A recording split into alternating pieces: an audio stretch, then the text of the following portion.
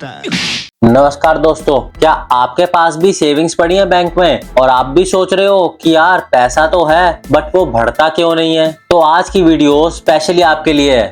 नहीं। क्योंकि हम बात करने वाले हैं एक ऐसे इन्वेस्टमेंट के बारे में जिससे कि आपका पैसा ग्रो भी करेगा और रिस्क भी कम रहेगा। नहीं, झूठ बोल रहा है। यानी कि हम बात करेंगे म्यूचुअल फंड्स के बारे में।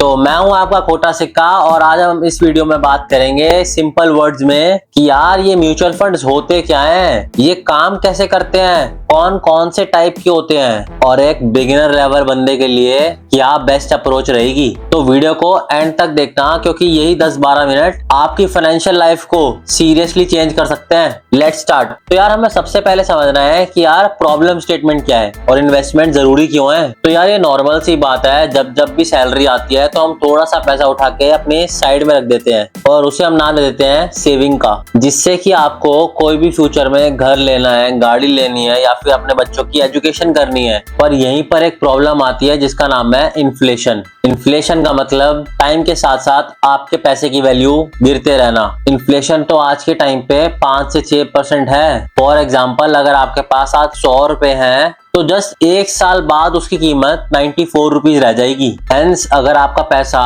सेविंग्स के नाम पर बैंक में भी पड़ा है ना तो वो एक्चुअली ग्रो नहीं कर रहा है। ये सिर्फ और सिर्फ एक दिमाग का हमारे मिथ है। ग्रो तो क्या ही करेगा, वो तो नीचे गिर रहा है धीरे धीरे। हेंस सिर्फ सेविंग जरूरी नहीं है, उसको इन्वेस्ट भी करना जरूरी है। अब इन्वेस्टमेंट का मतलब ये है कि यार आपने पैसे को कोई ऐसी जगह लगाना जहां से आपके वो पैसे आपको बैठे बैठे कमा कर देंगे। तो चलो अब ये समझ लेते हैं कि यार बेसिक इन्वेस्टमेंट्स के ऑप्शंस क्या हैं। अब ये जनरल सा सवाल है कि यार ये इन्वेस्टमेंट कर कहाँ सकते हैं। तो जो हम इंडियंस है ना, हम 4 तरीके की इन्वेस्टमेंट करते हैं। फर्स्ट इन्वेस्टमेंट में आता है आपका सेविंग अकाउंट, यानी कि बैंक में रखा हुआ पैसा जो कि आपके हिसाब से सिक्योर होता है, उसको आप लिक्विड जल्दी करा सकते हो, यानी कि अगर आपको जरूरत पड़े तो आप विड्रॉ करा सकते हो। पर दूसरी तरफ जो उसका डीमेरिट है वो है कि आपको जो इंटरेस्ट मिल रहा है उस पे वो सिर्फ और सिर्फ 3 से 4% मिलेगा, मतलब कि इन्फ्लेशन रेट के बराबर या फिर उससे भी कम। सेकंड तरीका आ जाता है आपका फिक्स डिपॉजिट। यहाँ पर जो आपका रिस्क है वो कम रहता है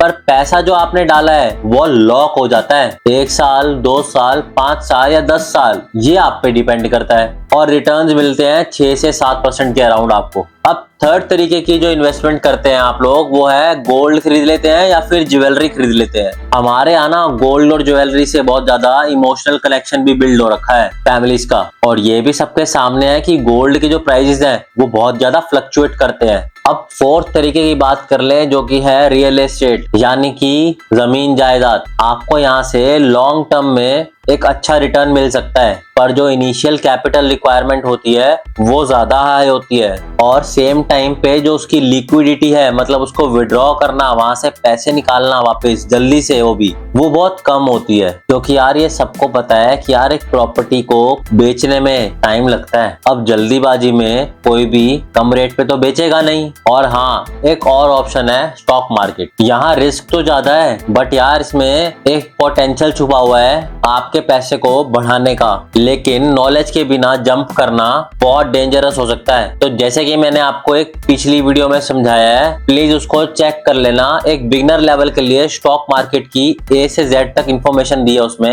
होपफुली वो आपके काम आएगी इन केस आप स्टॉक मार्केट के तरफ अपने कदम बढ़ाते हो। अब जो इन्वेस्टमेंट है ना, उसको शुरू करने से पहले उसके 3 तरीके के स्तंभ हैं, 3 तरीके के रूल समझ लीजिए, क्योंकि यार ये समझना बहुत जरूरी है। सबसे पहला आता है आपका रिटर्न्स, कितना प्रॉफिट आपको मिलेगा। सेकंड आता है यार रिस्क, अगर नुकसान हुआ तो कितना नुकसान हो सकता है। फिर आता है टाइम, यानी कि कितना लंबा टाइम आपको उस इन्वेस्टमेंट में अपना पैसा लगाए रखना है। सो जो सिंपल सा रूल कहता है ना, उसका निचोड़ ये है कि यार जितना ज्यादा टाइम और जितना ज्यादा रिस्क लोगे उतना ज्यादा पोटेंशियल है हाई रिटर्न्स मिलेंगे। अब दूसरी साइड देखा जाए तो यार सेविंग अकाउंट में रिस्क ऑलमोस्ट 0 है तो रिटर्न्स भी 0 के बराबर ही हैं। स्टॉक मार्केट में रिस्क भी हाई है और रिटर्न्स भी हाई है। अब इसी के साथ साथ एक कॉन्सेप्ट आ जाता है, उसे कहते हैं डाइवर्सिफिकेशन। अब ये ना एक स्मार्ट कॉन्सेप्ट है, जो भी इन्वेस्टमेंट के बारे में सोचता है उसको बिल्कुल ही आना चाहिए। इसका सिंपल सा मतलब है यार, अपना जो पैसा है वो एक जगह मत लगाएं। यानी कि अगर आपके दिमाग में स्टॉक मार्केट आया है तो आपको दूसरा ऑप्शन फिक्स डिपॉजिट यानी एफडी के बारे में भी सोचना चाहिए। साथ ही साथ आपको तीसरा ऑप्शन यानी गोल्ड खरीदने के बारे में भी सोचना चाहिए एट द सेम टाइम।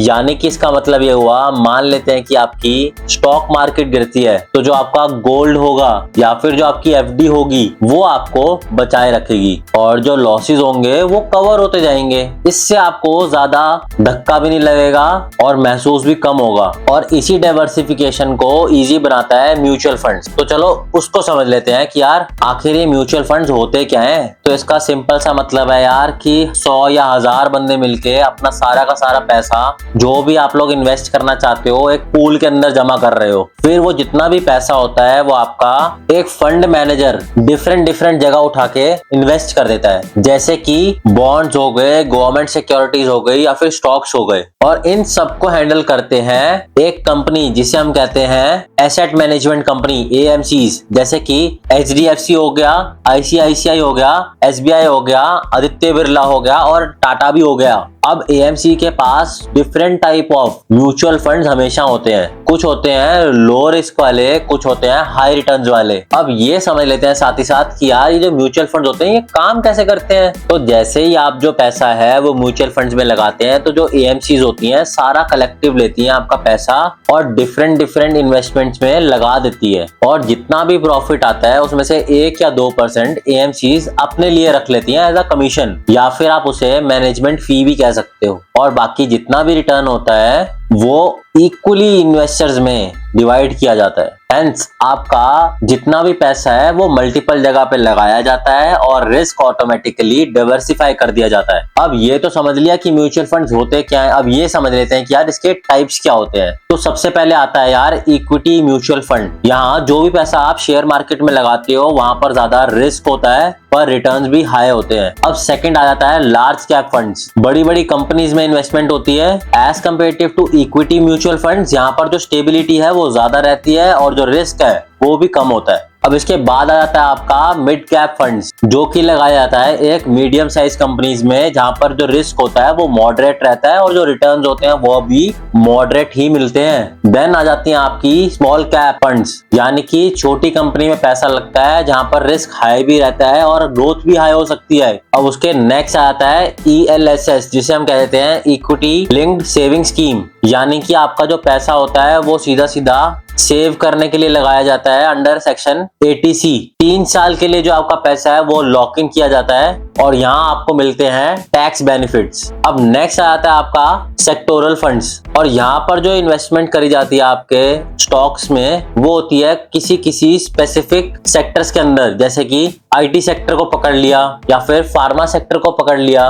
और इसमें आपका जो रिस्क होता है वो हाई रहता है, क्योंकि अगर एक सेक्टर जरा सा भी हिला तो आपका फंड्स भी गिर जाता है। अब नेक्स्ट तरीके का म्यूचुअल फंड आ जाता है जिसे हम कहते हैं इंडेक्स फंड्स, और ये पैसिवली मैनेज होते हैं आपके निफ्टी और सेंसेक्स से, यानी कि उनकी परफॉर्मेंस पे डिपेंड करता है। चार्जेस तो कम होते हैं और स्टेबिलिटी भी उतनी ही होती है। अब इसी के साथ साथ second type of mutual funds में चलते हैं जिसे हम कहते हैं डेट म्यूचुअल फंड्स। और ये जो फंड्स होते हैं ये इन्वेस्ट होते हैं आपके गवर्नमेंट बॉन्ड्स के अंदर, डिबेंचर्स के अंदर और सर्टिफिकेशंस के अंदर। रिस्क जो है वो कम रहता है और जो रिटर्न्स है वो भी आपको स्टेबल मिलते हैं। सो ये जो म्यूचुअल फंड्स होते हैं इसके वो एक तरीके से लिक्विड होते हैं। आप जो आपका पैसा लगाया हुआ है वो 1 या 2 दिन के अंदर से भी निकाल सकते हो, यानी कि आप अपने पैसे को शॉर्ट टर्म पीरियड के लिए पार्क कर सकते हो। और सेकेंडली ये जो फंड्स होते हैं उन्हें गिल्ट फंड्स भी कहते हैं। ये जो पैसा होता है वो आपका गवर्नमेंट सिक्योरिटीज में इन्वेस्ट किया जाता है, जहां पर जो आपका रिस्क है वो भी 0 के बराबर होता है। अब नेक्स्ट आ जाता है आपका FMPS, जिसको हम कहते हैं फिक्स्ड मैच्योरिटी प्लान। ये बिल्कुल ही FD के जैसा होता है, फिक्स टाइम के लिए आप इन्वेस्ट करते हो। अब third type of mutual fund पे चले तो उसको कहते हैं हाइब्रिड म्यूचुअल फंड्स। और ये पिछले दो बताए गए का मिक्सचर होता है, यानी कि थोड़ा पैसा इक्विटी में जाएगा और थोड़ा पैसा